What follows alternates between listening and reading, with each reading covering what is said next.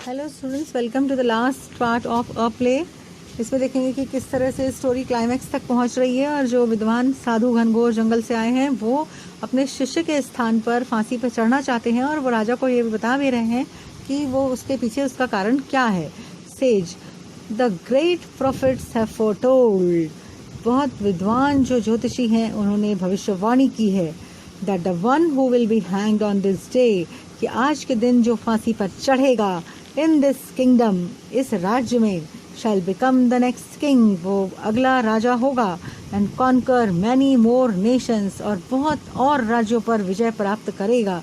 I want to become the next great king, मैं वो महान राजा बनना चाहता हूँ your majesty, and reign over a greater country, और बहुत ही बड़े राज्य पर, देश पर शासन करना चाहता हूँ। I go down in history as a famous royal monarch, पूरा इतिहास मुझे एक बहुत ही प्रसिद्ध शाही राजा के रूप में याद करेगा। The future generations will read about me, आने वाली पीढ़ियाँ मेरे बारे में पढ़ेंगी। And my greatness for millenniums to come, मेरे बारे में और मेरी महानता के बारे में हजारों हजारों वर्ष तक आने वाली पीढ़ियाँ पढ़ेंगी।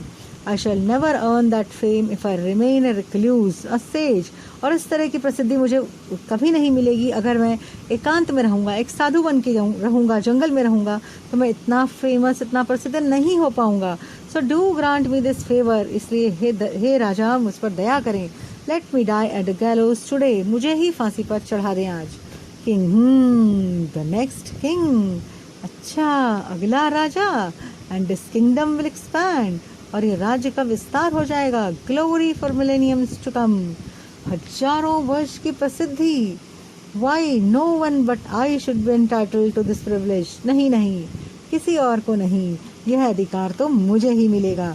Guards take me to the gallows, guards मुझे ही लेकर चलो सूली पर, and hang me at once without any delay, और बिना देर किए मुझे ही फांसी पर लटका दो। हरी अप, जल्दी करो, डोंट वेस्ट टाइम, बिल्कुल समय मत गंवाओ। What a wonderful fate in my next life, कितना शानदार भाग्य होगा मेरा अगले जन्म में। किंग वंस अगेन, मैं फिर से राजा बनूंगा। गुड बाय वर्ल्ड, अलविदा है संसार। सी यू अगेन, फिर मिलेंगे।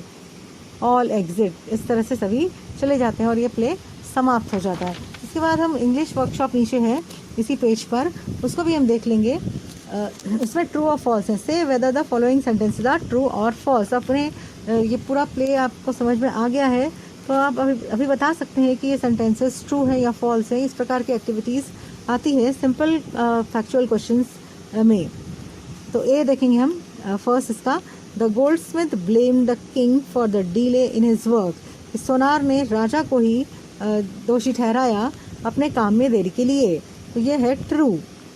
Second B, the king thought that the goldsmith had a good reason to delay the daughter's work, राजा के अनुसार सोनार के पास अच्छा कारण था उसका काम लेट करने के लिए, यह है false. C, the goldsmith was hang, सोनार को लटका दिया गया, false. The noose did not fit the goldsmith's neck, जो फंदा था वो सोनार के गले में फिट नहीं बैठा, ट्रू।